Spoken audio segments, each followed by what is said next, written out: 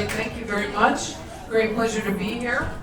And you probably, I know you're all big classical music fans, right? Okay, you don't have to lie to me. But you're probably wondering, what am I doing listening to a conductor talk, and how does it relate to my life? But as you can probably see from this slide, the challenges that I've faced are probably similar challenges, if not bigger challenges than all of you have faced. To me, I'm very proud to be the first woman to achieve all these milestones, but I'm also pretty shocked, and I feel it's pretty pathetic that we can be in the 21st century and still have firsts for women. So, and you can imagine when I started out in this field 40 years ago, it was even more onerous at that moment. So today, though, I don't know if this is good news. It's still more likely today that a woman will head a G7 nation than will lead one of the top 10 orchestras in the world. So that's where we are, which is something that I think we really need to address in a bigger way. And why is that? Classical music, of course, is very conservative industry. They're still wearing the same clothes they wore 200 years ago and playing the same music. And, everyone has this archetypal image of, even I do, of the maestro. He is European, or he has an accent at least, and maybe an ascot, or maybe that's the old days. But, it's very hard to break these mythological concepts. And also, becoming a conductor is really the ultimate power position. And I think that's what it's more about, that women are not embraced in the ultimate power positions. I think what I do is probably similar to what everyone in this room has experienced doing. I have to work with hundreds of extremely talented individuals with very large egos. And I have to get them on side to share my vision for the piece of music or whatever your business is, and then we have to convey that to our constituents, the audience. So conducting is really the manifestation of that action of a woman in charge. To become a conductor is a tricky thing because you don't have an instrument. It's not like playing the violin. I played the violin. I was born in New York City, and my parents were both professional musicians, and I'm pretty sure they didn't want children, they just needed a pianist. And so this is why I was born. And so as soon as I was tall enough, I started playing the piano, and I hated the piano. I'm going to share with you, I hated it. And my mother and I really, it was a bloodbath every day over the piano. But, this was a great lesson for me, even at that age, because I started to understand that for every person, there is an instrument, and you have to let them explore that. So I retired from the piano when I was 6, and I had a year off, and then my parents tricked me into playing the violin. They sent me to a camp. We lived on, 107th in Amsterdam, and they said, you want to go to summer camp? And anyway, it was violin summer camp. They didn't mention that until right before I left. But it was interesting because I hadn't played the violin before, but I loved the violin. There was a physicality about it that suited me, and I loved working and playing with other kids. And when I came back, I guess I got pretty good in those 8 weeks away at sleepaway summer violin camp, and they enrolled me in the Juilliard Pre-College here in New York, and I got to play in the orchestra, which I absolutely loved. And I was way in the back, and the timpanist was playing, and he was so cute. I just loved it, the whole thing was great.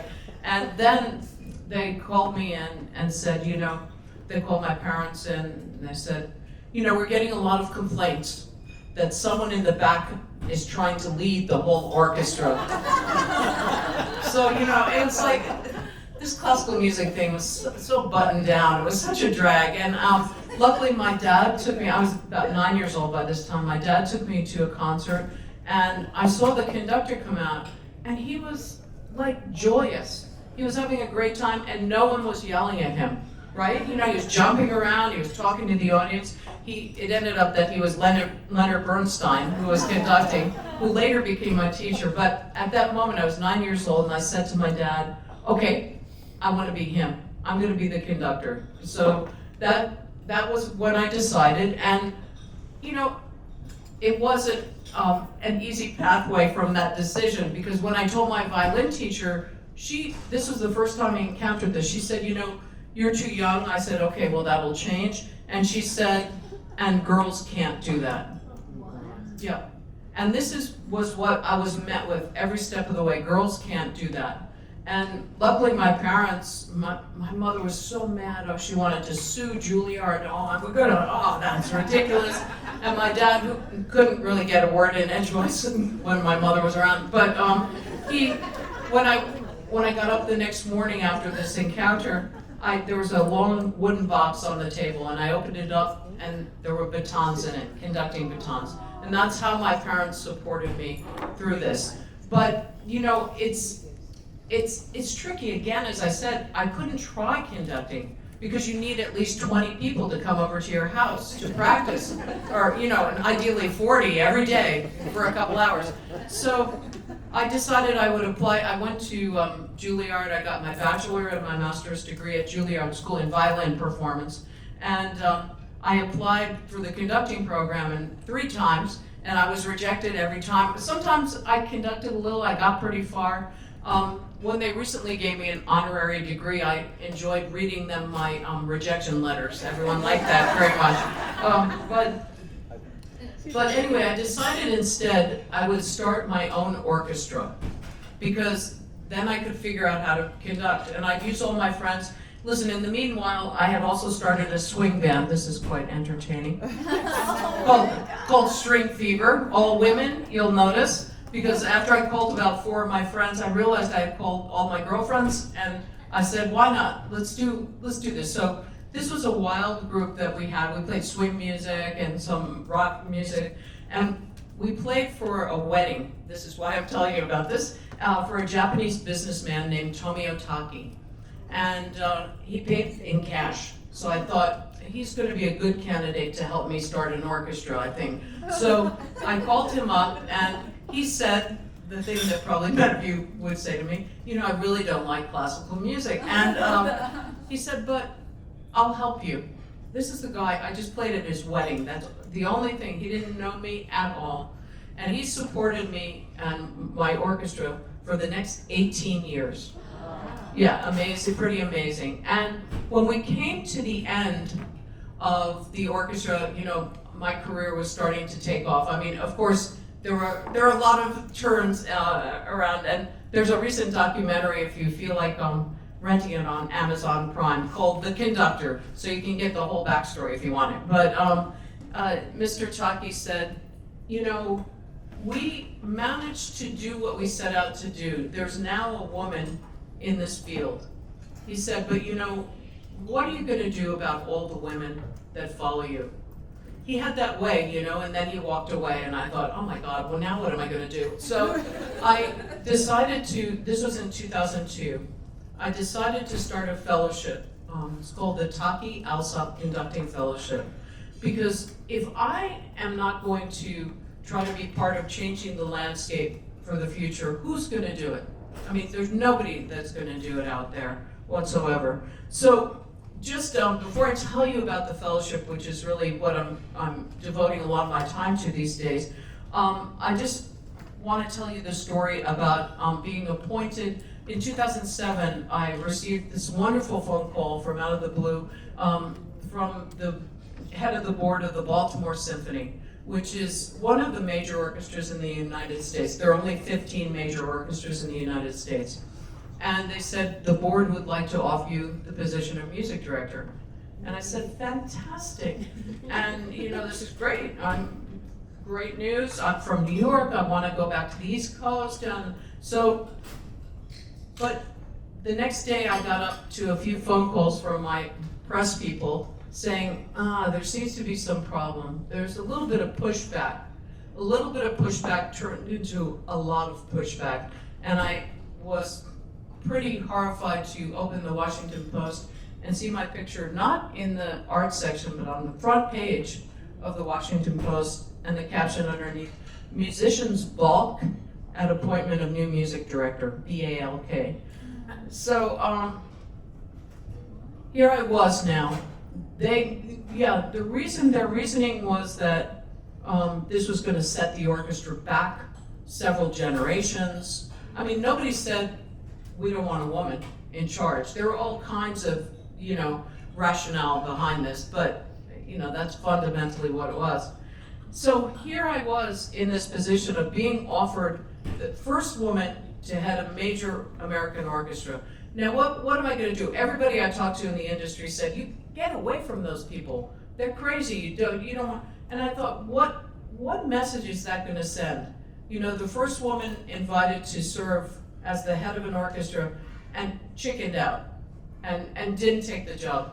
So I went to Baltimore and I decided to sort of surprise the musicians. And I went to the beginning of one of their rehearsals, and believe me, they were definitely surprised. And I talked to them, though, really about, I said, I don't know if I can get over what you've done to me, but you don't know who I am, and you don't know what I can do for you.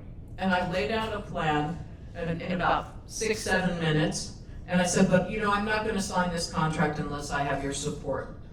And before I left the stage, they said, "You have our support." I didn't believe them, but it was okay anyway. But I think this unbelievable trauma, because I saw everything I had worked for so long just almost destroyed overnight. And I decided I'm just going to go step by step. And I don't have to, in a way it was liberating because I didn't have to try to spend time, being liked, because that was hopeless. I decided that the best way to achieve what my goals would be to create an atmosphere of joy and success. And that's what I set out to do. And gradually, I was able to increase their audiences back to sold out concerts. I brought them a recording project. I brought them touring. And most importantly, I started a program because I looked at the members of the orchestra, and they were basically, I think we have one musician of color. And in Baltimore, that was ridiculous to me.